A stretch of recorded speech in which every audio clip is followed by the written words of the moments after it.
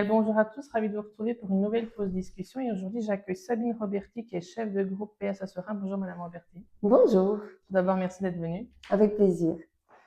Pour commencer, vous avez débuté votre carrière dans l'administration du CHU de Liège. Avant la politique, qu'est-ce qui vous a poussé à faire ce saut? D'abord, j'ai fait des études de communication, donc rien à voir avec un passage obligé par un travail administratif au sein d'un hôpital comme le CHU de Liège. Mais au XXe siècle, quand on faisait des études de communication, ce n'était pas vraiment reconnu. Et j'ai vite trouvé un travail administratif au service de la pharmacie. Et pendant plusieurs années, donc j'ai travaillé à la pharmacie, en imagerie médicale, à l'accueil, un peu à la facturation, un peu en polyclinique, un peu au service des admissions. Et donc, c'est pas que j'ai eu envie de travailler au CHU, mais voilà, c'était une possibilité pour moi, en ayant fait des études de communication, de pouvoir un peu toucher à tout. Et donc, voilà, c'est le CHU qui m'a fait confiance pendant 20 ans. Et aujourd'hui, vous êtes chef de groupe PS à Serein. Si vous deviez prioriser un seul enjeu pour la Wallonie en matière d'action sociale, quel serait-il? La lutte contre la pauvreté, absolument. En matière d'action sociale, je crois qu'on ne se rend pas suffisamment compte qu'il y a un moment de bascule et que ce moment de bascule, n'importe qui peut l'atteindre avec un accident de la vie, un accident de santé, un accident dans son couple, une femme qui va quitter son mari parce qu'elle est battue, elle va quitter son mari, elle va peut-être perdre de l'argent, elle va devoir s'occuper de ses enfants toute seule, elle ne pourra peut-être plus aller travailler. Au niveau de sa santé mentale, il va y avoir des impacts aussi. Et donc, il suffit d'une petite étincelle et tout peut partir en vrille. Et donc, c'est vraiment une matière qui me plaît, une matière sur laquelle je travaille depuis de nombreuses années maintenant, parce que pour moi, n'importe qui peut tomber et il faut tout faire pour mettre des filets de sécurité. Et donc, lutter contre la pauvreté, c'est vraiment faire déjà en sorte que les gens ne soient pas en situation de vulnérabilité, les protéger un maximum et éviter qu'ils ne tombent dans la grande précarité. Donc, pour Vous moi, c'est vraiment très important. vous vous intéressez aussi à la réforme des médias de proximité. Quelles sont vos principales inquiétudes et propositions? Mes principales inquiétudes, et je crois que je ne suis pas la seule à les partager, c'est qu'en matière de liberté de la presse, d'indépendance des médias, eh bien, tous les pays au monde reculent. Et ça fait déjà quelques années qu'on constate une concentration des médias qui appartiennent dans les mains de grosses sociétés économiques qui vont quelque part aussi dicter la loi de ceux qui écrivent, de ceux qui s'expriment. Et en concentrant dans seulement quelques mains, des mains qui ont envie d'avoir de l'argent, eh bien, on constate cette concentration des médias qui, automatiquement, euh, fait en sorte qu'il n'y a plus de liberté au niveau des lignes éditoriales, qu'il y a de moins en moins de liberté pour les journalistes de faire leur travail en toute indépendance. On sait que c'est déjà très compliqué au niveau du journalisme d'essayer d'avoir cette distance suffisante quand on informe la population. Et voilà, j'ai l'impression que la liberté de la presse aussi est de plus en plus difficile. Et je me bats tous les jours au Parlement pour essayer de la faire respecter. Et qu'est-ce qu'on propose? Ben, moi, députée, je n'ai pas grand-chose à pouvoir mettre en place, si ce n'est une législation. Parce que les députés, on est sur l'axe législatif et l'axe du questionnement des ministres. Et donc, j'essaye de faire comprendre à la ministre des Médias que pour le moment, ça ne va pas et qu'elle doit être beaucoup plus attentive aux pressions exercées sur les organes de presse et aux pressions exercées sur les journalistes. Et donc là, dernièrement, j'ai encore déposé un texte. J'ai déposé une proposition de résolution pour soutenir la liberté de la presse, pour soutenir l'indépendance des médias et la non-concentration, pour soutenir aussi notre organe public, donc la RTBF. Eh bien, l'EMR et les engagés n'ont pas soutenu cette proposition, arguant du fait qu'elle est redondante, que ça ne sert à rien, que l'Européen Media Freedom Max arrive en Belgique. Et que, voilà. Et donc, voilà, j'essaye de faire mon boulot correctement dans cette matière-là aussi. Mais voilà, la majorité vote toujours contre l'opposition. Et selon vous, quel sujet mériterait davantage de visibilité dans l'agenda politique? Alors, j'ai 2 parlements. Je vais au parlement de la Fédération Wallonie-Bruxelles où, bah, justement, je m'occupe beaucoup de médias. À l'agenda politique, pour moi, ce qu'il faut absolument faire, c'est des auditions. Il faut absolument, quand on parle des médias, quand on parle des journalistes, quand on parle des news influenceurs, il faut pouvoir les auditionner. Tout comme il faut pouvoir auditionner toutes les associations qui travaillent l'éducation aux médias. Aujourd'hui, tout va tellement vite, on ne sait plus vérifier une information, les jeunes ne s'informent plus que via les réseaux sociaux ou leur télévision en ligne, etc. Et donc, à un moment donné, il faut, à l'agenda politique, mettre vraiment et des auditions pour auditionner le secteur, mieux comprendre les problématiques et les enjeux, et écouter aussi les associations qui travaillent l'éducation aux médias. Et pour moi, c'est fondamental. On doit aujourd'hui investir beaucoup plus dans l'éducation aux médias, tant des jeunes que des ados, que des adultes. Hein.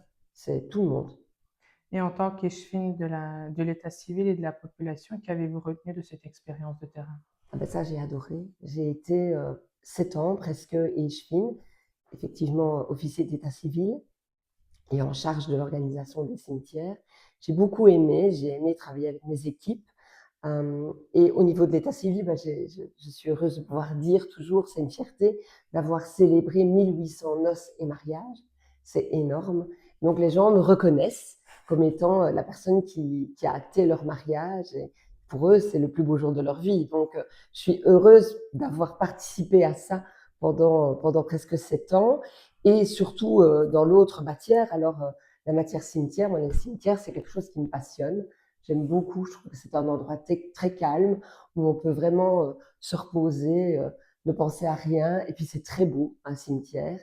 Et donc, quand on m'a donné la gestion des cimetières, ben, j'en ai profité et j'ai donc mis en place une équipe euh, pour un peu réfléchir à comment on pouvait rendre plus beau un cimetière, parce que quand on rend beau un cimetière, c'est aussi rendre belle la mémoire des gens qui y sont pour l'éternité. Et donc, on avait décidé avec les équipes de tout végétaliser.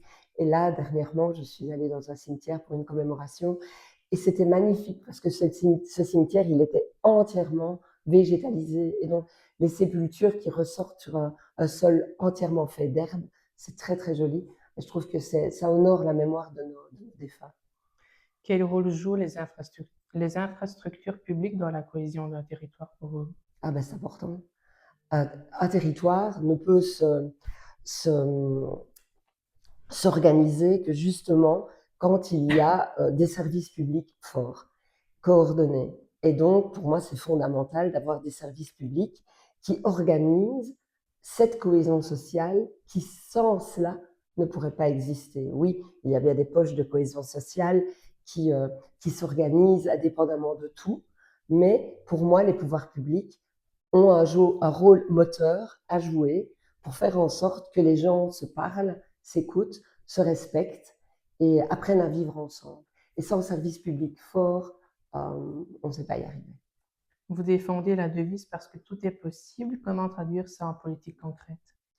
Eh bien, tous les jours, on se lève le matin et on se dit, oui, tout est possible avec beaucoup de créativité, de l'humilité, de l'écoute, beaucoup de résilience en politique, mais ne jamais partir vaincu. Toujours se dire, ça va être dur, ça va être compliqué, mais si on n'essaye pas, alors on a déjà perdu. Tandis qu'avec cette devise tous les jours, je me dis, ça va être dur, mais tout est possible, un revirement de situation, quelque chose qui se passe dans l'atmosphère, un miracle, et tout peut arriver. Et à croire euh, en ça, eh bien, je pense que ça m'aide tous les jours à faire ce que je fais. Et quel est selon vous le grand défi de la modernisation de l'État en Wallonie? Le grand défi de la modernisation. Alors, c'est très libéral, hein, la modernisation. Moi, j'ai envie de parler de progrès. Je voudrais croire en cette Wallonie qui progresse et en progressant, une Wallonie qui tire tout le monde. Ça, c'est ma vision de l'histoire. C'est de se dire, c'est important, par l'émancipation, que chacun de nous progresse et aspire à réussir ce dont il a envie de mettre en place dans sa vie. Et voilà, c'est ma vision de la chose. Et pour finir, quel message adresseriez-vous aux citoyens qui doutent de la politique? Qui doute? Eh bien, il faut douter de la politique. Il faut douter, il faut remettre les choses en question et il faut toujours mettre les choses en perspective. Quand l'homme ou la femme, hein, l'homme avec un grand H, arrête de douter, il ne réfléchit plus et il fonce tête baissée. Alors que les gens doutent de la politique, ça doit nous rappeler à nous, ceux qui font de la politique tous les jours, de faire ça avec beaucoup d'humilité, de faire ça avec beaucoup de respect. Et parce que sans ça, on n'arrive pas à convaincre les gens de notre travail. Et, euh, et donc, que les gens doutent, pour moi, c'est quelque chose. Moi, j'essaye de douter tous les jours. Je veux douter, je veux me questionner, je veux me demander pourquoi, et pas juste on va faire comme ça. Et donc, les gens, aujourd'hui, ils doutent pourquoi? Parce qu'il y a beaucoup de politiques qui ont trébuché. Autant d'hommes et de femmes qui se sont servis de la politique. Et ça ne va pas. Et donc, les gens aujourd'hui se disent ah non, mais ça ne va pas ce qu'ils font, ou on ferait peut-être mieux qu'eux, peut-être. Voilà, je les invite à continuer de douter, à écouter beaucoup, à mettre les choses en perspective et parce que de la politique, qu'on le veuille ou non, tout le monde en fait tous les jours, hein, du matin au soir. Même se taire est un acte politique. Résister est un acte politique. Et voilà. Et donc, que les gens doutent, ma foi, c'est aussi ça pour la démocratie. Je Merci, préférerais qu'ils aient confiance, hein.